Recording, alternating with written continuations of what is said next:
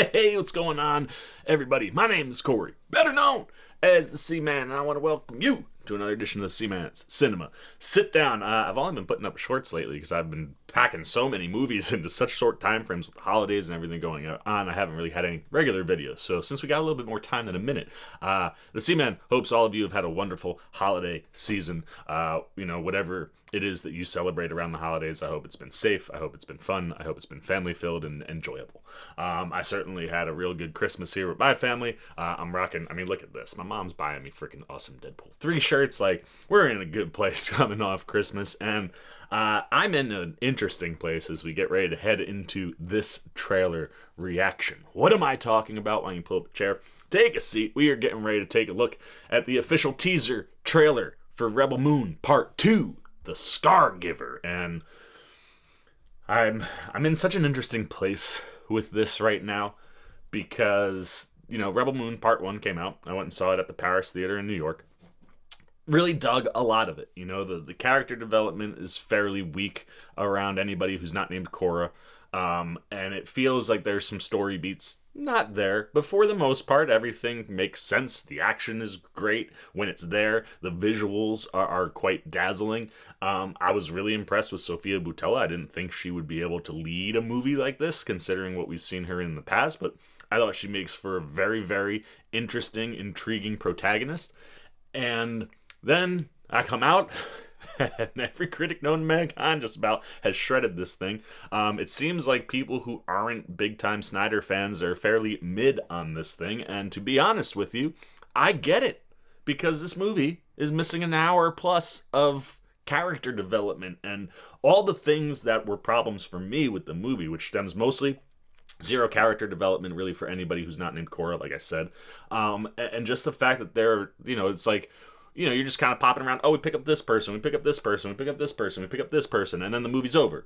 It was one of these where the world was so fascinating and I was so intrigued with it that, I was down for the ride that we went on. But now knowing that there are director's cuts coming, it's one of these where I didn't realize that the director cuts for these movies would be coming after Part 2 comes out, and I think April or sometime in the spring we're gonna get the Scargiver.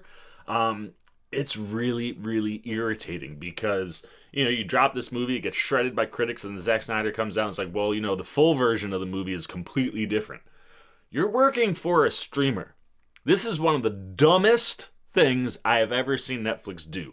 Let's make a movie, put out a less good version, so that after we put it, we're gonna take a movie, we're gonna split it into two because it's too long.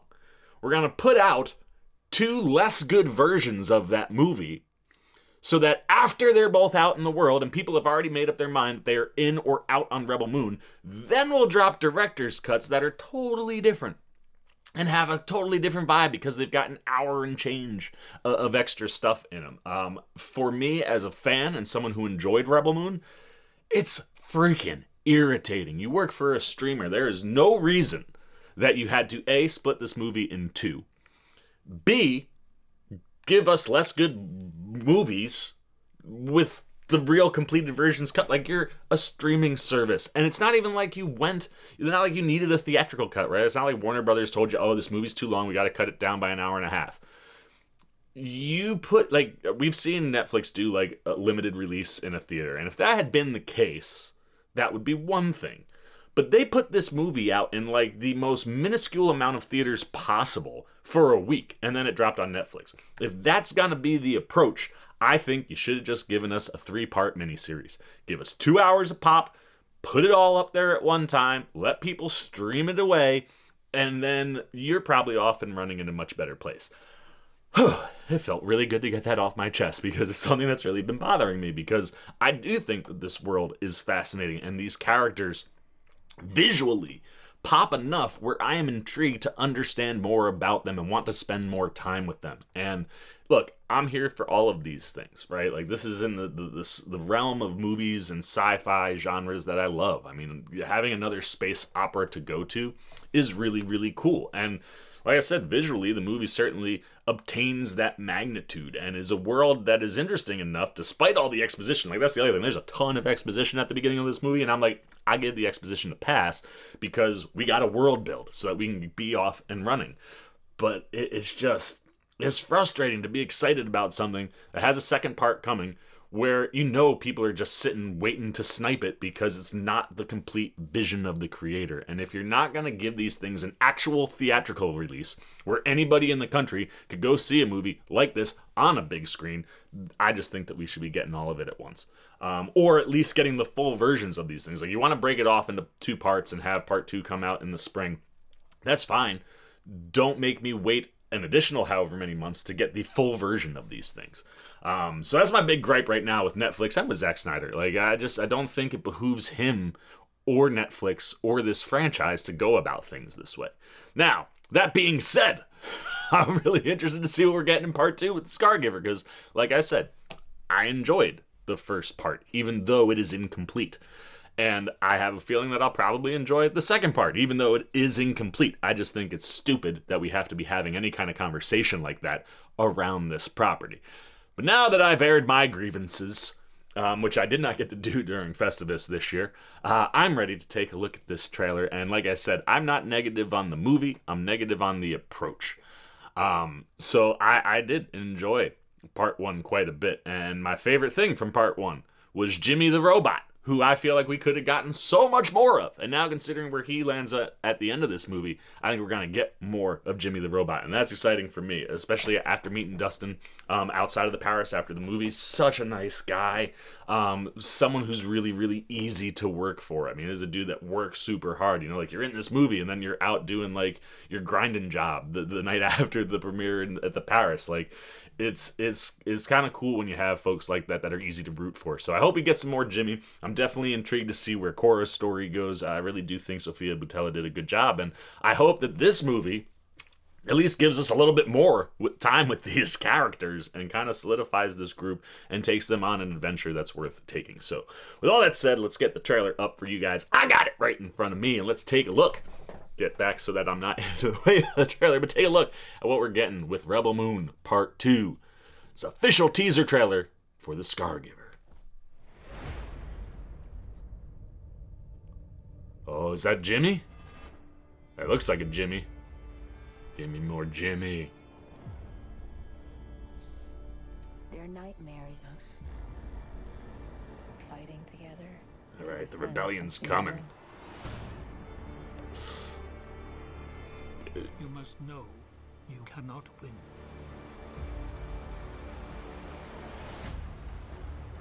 Dum, dum, dum, dum, dum. Gather every hunting rifle, every knife. It's the start of the actual rebellion. They went back to the farming village to prep. Okay. Yeah, I like that. That little girl's gonna get in on it. She has like a nice scene with Jimmy in the first movie. Gives him a ring of flowers, a crown of flowers, so to speak, on April 19th. There's more backstory, so see, we're gonna get some development for some of these characters. Whoa! Okay, I guess he's back. I need more of those fire blades. The hat is freaking so good. You stand between us and annihilation. She went back to the OG haircut, or is that another flashback? I think she went back to the OG haircut. That's awesome. But, like... Oh, what do we got? He's back. Tell me what we Eddie Screen. The same thing as the last time we met. I kill you.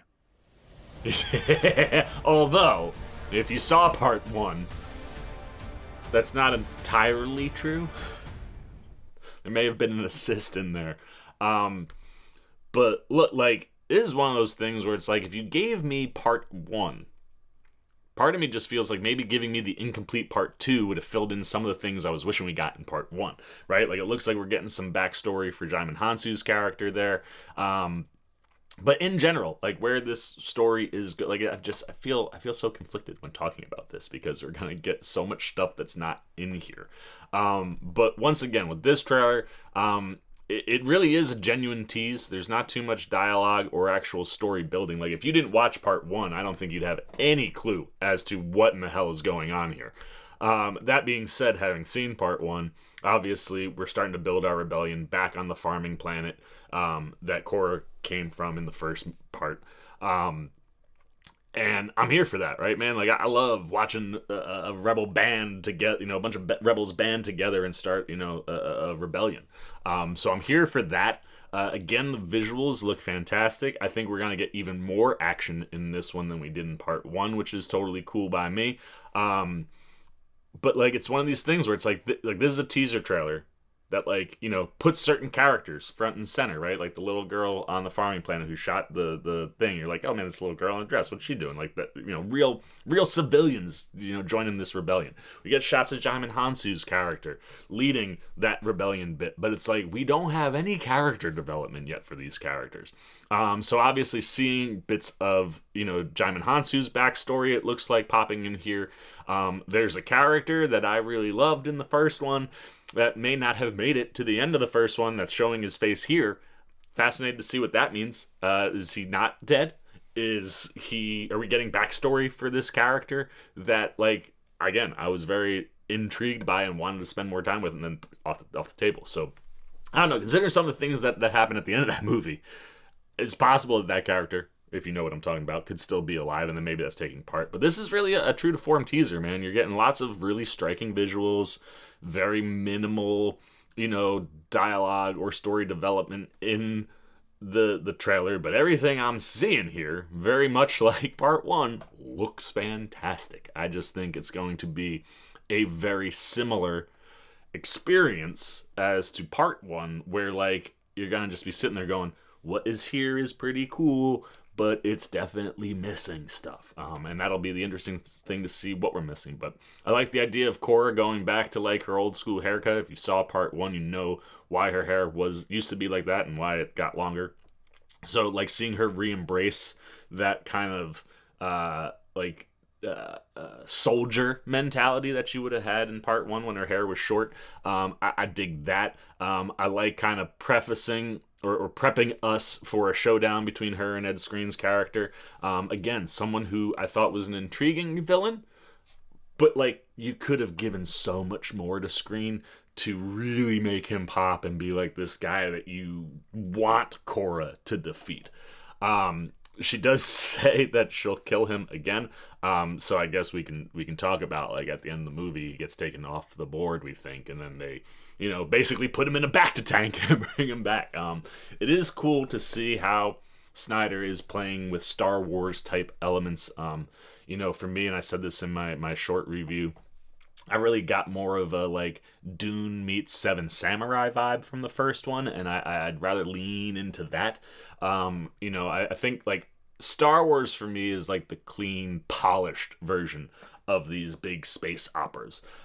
Dune is a little bit more gritty, and Rebel Moon has that grit and that weirdness. That was one of the other things that I really love that you don't really see at all here, is, like, the building of the different worlds and the different aliens and things that we see. I really loved all of those different designs and things that they had going on. And here, it seems like there's a lot less aliens, because I think this one might be more just locally focused to, that farming planet. But either way, I think this trailer gives you a lot of what the first movie gives you. And if you're here for those things, I think you're really gonna dig Rebel Moon Part 2. If you were not a fan of Rebel Moon Part 1, I don't know if this trailer or if this movie at all will give you any reason to want to dive back in. It's, again, why I hate that we're doing this whole director cut thing. Like, it just, like, when I first heard it, I was like, oh, that could be kind of cool, until you get a movie that's like, this feels incomplete, why are we wasting our time? But nevertheless, I think what is being put on screen looks great. I'm here for the world building. I'm here for more of this story. I'm here for more of Jimmy the robot. I need a lot more Jimmy in this movie, let me tell you. But yeah, look, I'm in about the same place I am. I'm in. You got me. I'm hooked. I got to see what's coming next. What's coming next looks pretty dope. I'm here for more war and battling, hopefully more action. By the end of the day, I think all of this hinges on whether or not people actually come back to watch these director's cuts. And if the director's cuts work, does that launch everything else that Netflix and Snyder want to do with this world. We shall see. But I think I've been talking too much, man. I was airing my grievances. I was watching trailers. I'm going to shut up and I'm going to turn it over to you guys because I got more movies to go watch. What are you guys thinking? Where did you land on Rebel Moon Part 1? It is on Netflix now, so if you've watched it, what did you think of the movie? Do you feel the same ththings that I was talking about at the beginning of this video, where it's like, why are we taking things out on a streaming service when you could just give us the full vision right from go? You know, maybe, or what I would have done, if you wanted to do it this way, maybe you do the cut down version and put that out in the theater for a week or two, and then when it drops on Netflix, you're getting the full version. I think if you're gonna take that approach, you need to get to the director's cut faster. Waiting until after April to drop these director's cuts, it just seems like a not smart idea. So do you agree or disagree with that stuff? What did you like about Rebel Moon? What didn't you like about Rebel Moon? What do you think could thrive or work in this part 2? What was popping in the trailer? Really anything you got, good, bad, indifferent on Rebel Moon in general, but more specifically on part 2, the Scargiver's official teaser trailer. Put it down below in the comments section. Look forward to talking to you down there. As always, if you enjoyed this video, please give me a thumbs up. And if you're new, you want to come hang out, the C-Man anytime we're talking movies, TV, trailer, reactions, you want to be here in April to see what I think of the Scargiver. Hopefully that'll be at the Paris again, and I'll get another chance to go see it on a big screen before watching it on Netflix. But you want to be here for that. You want to be here for any of my other coverage. You just dig the vibe and you want to show the C-Man a little love and support this holiday season. Well, hey, come join C-Maniac Nation. It's super easy. All you got to do, jump over there, hit that subscribe button, hit that little bell if you want those alerts. And until next time for the C-Man Cinema Sit Down, I've been the C-Man. I'm signing off. Peace. Oh, you guys are still here. You snuck up on me. You must be looking for more of this guy. Well, I got 2 video options for you, man. Right up here and right over here. And if you want all those C-Man goodies, well, hey, come join the squad right on over there, and I'll catch you on the next one.